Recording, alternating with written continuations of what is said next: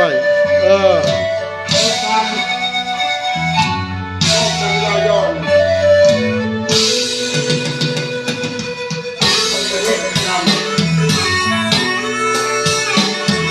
ทำให้มันเป็นงานยำเรื่องงาน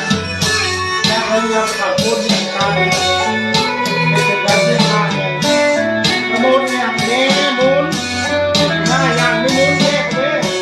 เพื่อนจะอยู่เลยอยู่งานมาเลยว่านี่ทำงานเพราะนักเรียนเขาจะรักเจ้าหน้าเขาจะรักแล้วมือเด้อมือเด้อเขาไม่ได้ทำใกล้คนเขาดีกันแล้วก็ดีกันเขาซึ่งดี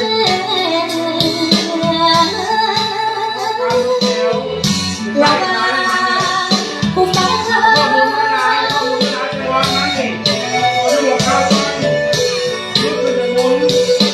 วันนี้น้ำสิจ่าดอกไม้แก่บ้านเขาตำนานขึ้นมากล่าวเด้ออยาสุราเอามาพักเอามาให้ดอกใส่สวนบวนคนรักผู้อยู่ดนว่าทันแจ้งว่ายังแค่เอาไว้รถปัญญามันลา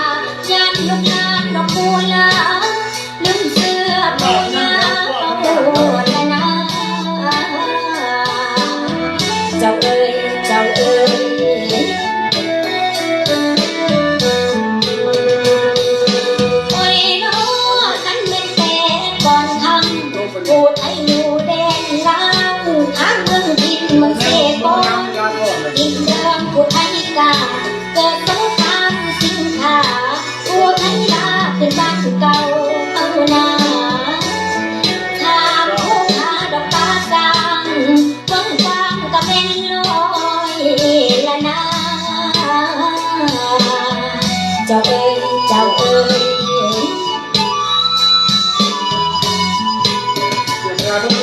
โอ้ยน้อ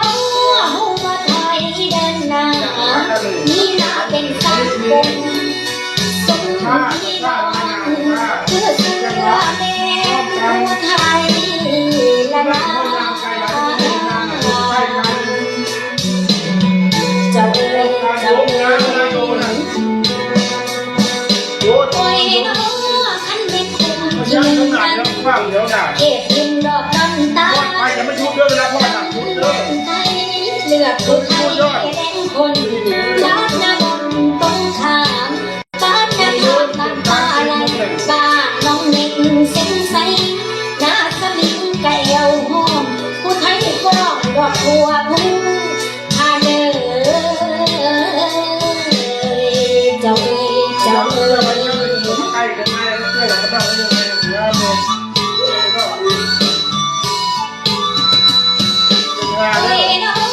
ขันเป็นอยู่ทรงทรงบ้านหน้าปงคนงามไป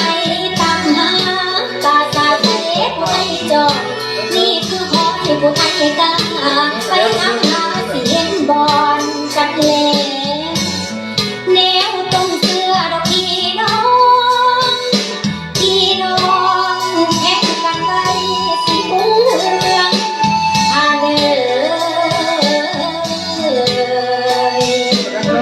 เจ้าเอ๋ยเจ้าเอ๋ยโอ้ยน้อขันเป็นคนที่สองนั้นตาเป็นวอดอำเภอเลิงเดินดาเป็นผู้ไทยดอกจิ้งเอ๋บ่ได้แปรดอกเป็นเล่นเก็บก้อนมาล้อมหลอกบ่คือตอกดอกมัดกาดันหน้าแดงเหยียบใส่ต้มยาเนื้อเจ้าเอ๋ยเจ้าเอ๋ยโอ้ยน้อมีตำบลดอกกุ่งข้าบ้านโคกคอนบ้านน้องแก่แดนผู้ไทยตาที่งามดอกบัวยิ้มยาสุไลดอกลืมทิมน้ำผู้ไทยให้แล่นลองบ้านน้องเด็กเส้นทองบ้านนา กอกยัง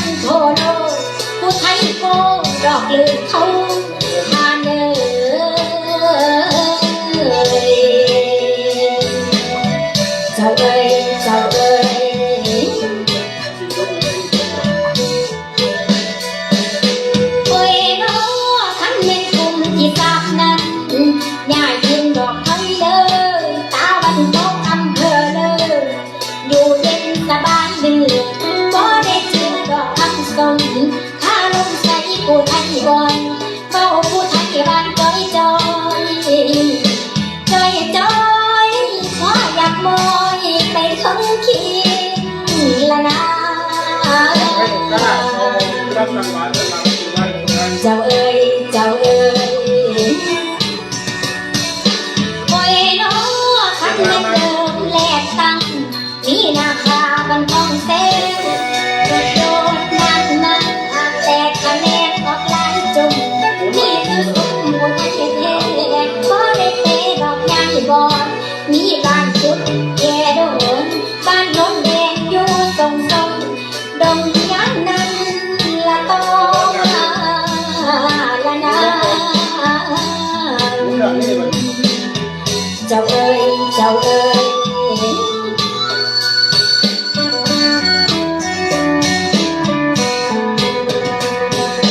โอ้ยน้อนี่นะลุงดอกเอาป่านั้นขอจาแต่คำมวลขอเติมส่วนพวกพี่น้องพี่น้องแข่งกันไปสิเพื่อนอาเด้อเจ้าเอ๋ยเจ้าเอ๋ย ว่าแกจะที่กับว่าเอาเพื่อพ่อของท่านเสียนี่แบบนี้แบบนี้แบบนี้แบบนี้พ่อเลยแล้วแบบนี้เลี้ยงแบบนี้ว่าท่านแล้วเลี้ยงแบบนี้เพราะท่านจะมีครอบครัวได้เลยนี่เอาไปดู